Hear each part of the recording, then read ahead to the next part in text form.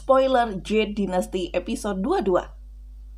Pada saat pertempuran di tepi pantai sebelumnya, saat Siobhan berhadapan dengan iblis banteng, Siobhan menggunakan teknik dari Kuil Tianyi. Teknik ini Siobhan pelajari dari seorang biksu yang menyelamatkan hidupnya dulu. Dan itu terjadi sebelum Siobhan memasuki sekte Qin Yun.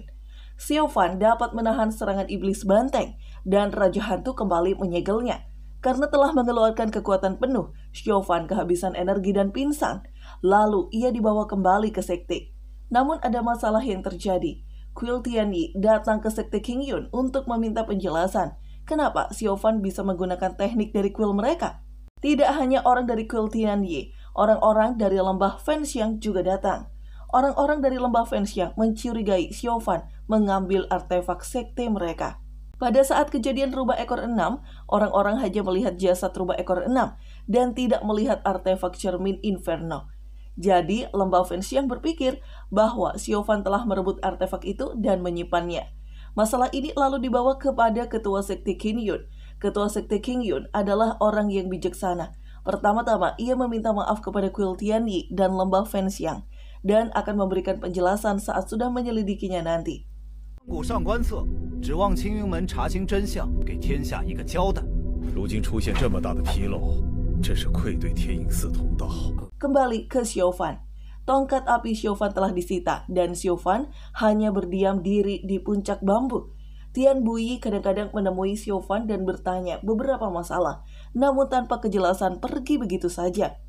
Meskipun kera kecil dan Da Huang menemani Siobhan, rasa sedih Siobhan tidak bisa hilang. Saat Siobhan hanya berdiam diri di hutan bambu sendirian, Biao muncul. Siobhan sangat terkejut atas kemunculan Biao. Puncak bambu adalah wilayah sekte Qin Yun. Jika Biao terlihat di sini, kemungkinan ia akan celaka. Siobhan mencoba menyuruh Biao kembali, namun Biao menolak dengan alasan ingin bersama Siobhan. Siobhan tidak menolak lagi kali ini. Hatinya masih sedih dan butuh teman bicara. Siobhan lalu bertanya kepada Biao, kenapa Biao sangat baik kepadanya? Biao berpikir dan lalu menjawab Siobhan. Biao berkata bahwa dahulu ia tidak punya orang yang diandalkan. Ibunya telah meninggal sejak ia kecil dan ayahnya sibuk dengan urusan sekte. Saat di Goa Tetesan Darah, Biao akhirnya mendapatkan orang yang dapat ia andalkan, tempat ia bisa bersandar. Dan orang itu adalah Siobhan. Biao jelas saja di sini menyatakan perasaan cintanya kepada Siobhan. Siobhan bingung dan tidak berkata apa-apa.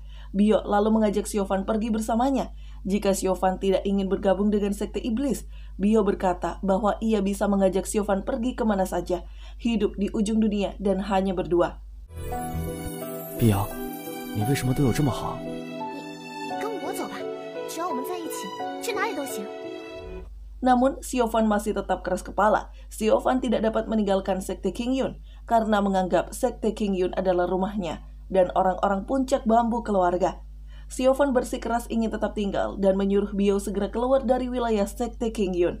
Biao akhirnya ingin pergi, tapi sebelum itu Biao bertanya satu pertanyaan lagi. Biao bertanya siapakah yang Siobhan lihat di sumur tua dulu. Siobhan menjawab bahwa ia akan memberitahu saat mereka bertemu kembali.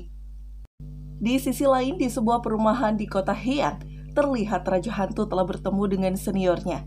Senior itu adalah kepala sekte 10.000 racun, sang dewa racun. Raja Hantu menemui Dewa Racun karena ingin meminta agar Dewa Racun memimpin 4 cabang suci menyerang sekte Qin Yun. 4 cabang sekte iblis telah berkumpul di Bukit Qin Yun dan siap melakukan serangan besar-besaran. 小弟欲请前辈主持大局，还请前辈万我推荐，鬼王宗愿和万都门共享天下，请。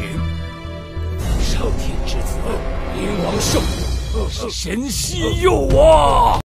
Nah, di sini dulu spoiler episode 22. Terima kasih sudah menonton dan sampai jumpa.